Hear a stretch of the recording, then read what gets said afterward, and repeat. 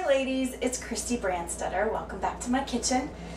I am going to make a fabulous meal that is a bit of a knockoff of some shishi elegant thing that takes quite a bit of time and quite a bit of money actually to put together. But what I've made is simpler and a lot more affordable, I think.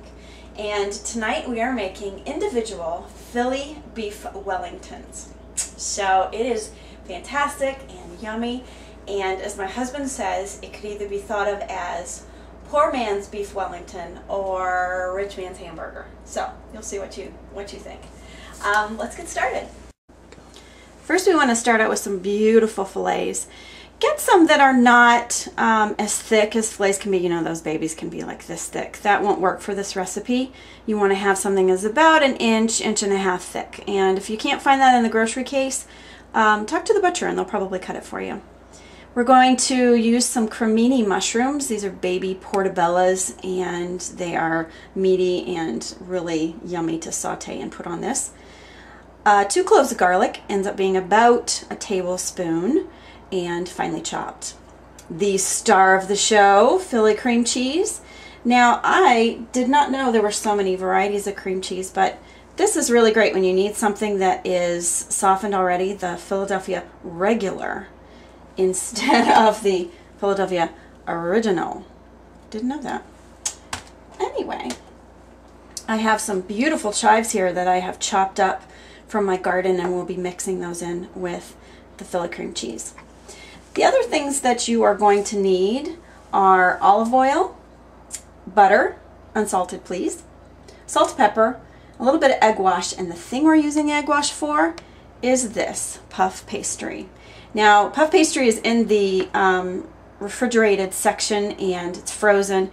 So easy to work with. Just put it out on the counter for about 40 minutes before you want to use it. Make sure that you leave your beef out, the fillets out of the refrigerator for about a half an hour. That's going to allow the meat to come to room temperature, and it's going to cook more evenly and more thoroughly and a lot quicker. So don't forget to do that. First thing we're going to do is create our little puff pastries. Now, I think one of the best ways to do that is to create a square or something similar to the shape of the meat or chicken or whatever it is that you're going to be using. If you want to be really romantic, you could cut out a little heart, and that would be really sweet. Today I'm going to do a square, and I'm just cutting these in half, and we're going to bring them over here to my baking sheet that I have lined. And I've got it lined with one of these really great Silpat mats. Love these babies. We're going to take our egg wash and brush it on these. On a regular beef Wellington, it is a fillet that has mushrooms and different seasonings wrapped in it. It's seared, then it's wrapped in it, and then it's wrapped in puff pastry, and it can be really time consuming.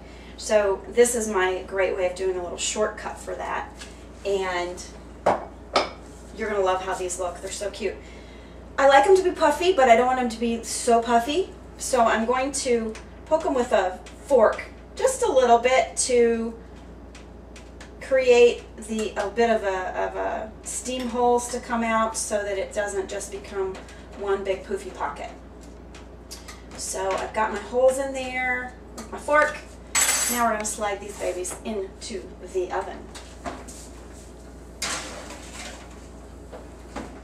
They go for about 20 minutes, and while we're doing that, let's get our steaks going.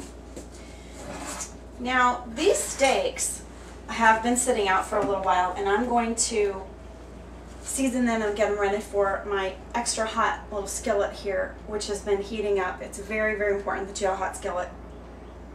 So let's pour some olive oil on these babies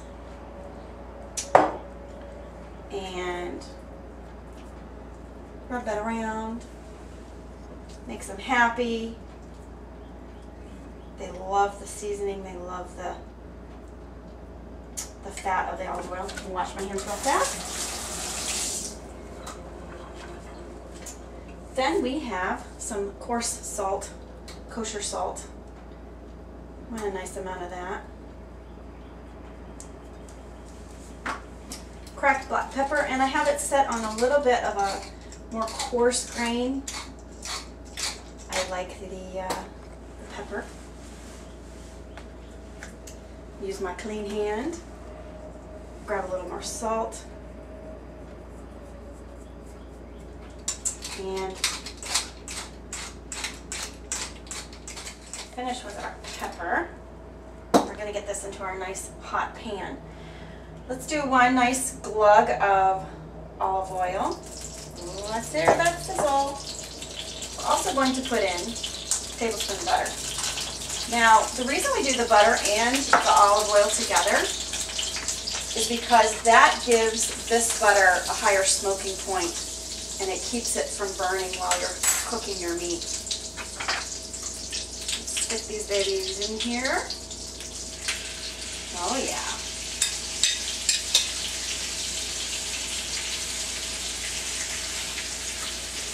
And don't touch them. That's a really great way to get a good sear, is to just leave them in there.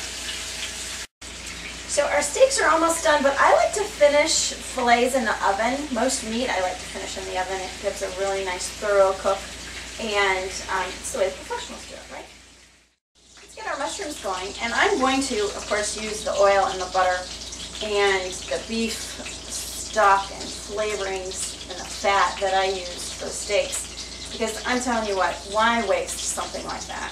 So we're going to put our mushrooms in. Don't touch them. Very important. And let's take our garlic and lay it on top. I don't want it to burn, but I want it to have some time with the mushrooms, get to know it, you know, give them some time alone. So we'll put it right there, and we will let them sit for a little bit. Meanwhile, let's get our cream cheese star of the show ready. I'm going to just add my chives to our beautiful softened cream cheese and mix it around, get it in there and get it nice and incorporated. I am finding that one of the nicest things to put with cream cheese, as I'm doing all these great cream cheese recipes, is pepper. And I love to put pepper with cream cheese. In fact, it reminds me of when I was a little girl. My mom used to put out a block of Philadelphia cream cheese, and she would take coarse pepper, not freshly ground pepper, but coarse pepper, and put it all over the top and kind of press it in, and we would eat it with Ritz crackers. That's another recipe for you. There you go. But it was so good, and it was really a great memory from when I was a kid, eating that coarse ground pepper on the cream cheese. So make sure you've got plenty inside of here, because they go together. And let me tell you, it is a match made in heaven. So let's take our mushrooms off. Oh, they've concentrated, and they've got some great flavor with that garlic, and they are just ready to go. So let's assemble these babies. What we're going to do is we're going to cut the puff pillows in half very gently with a serrated knife so they stay nice and fluffy. Oh, isn't that gorgeous? And take a nice generous amount of our Philly cream cheese. I have my beautiful plate here. I'm going to have my roasted asparagus. I'm going to put my gorgeous little guy right there. And my fillets have been resting. I'll give my husband the bigger one.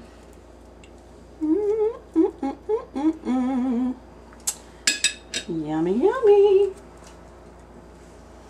A little bit of mushroom. Have some of that drip over the side. Is perfectly fine.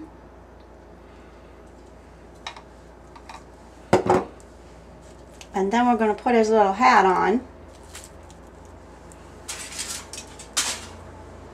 How about a little garnish?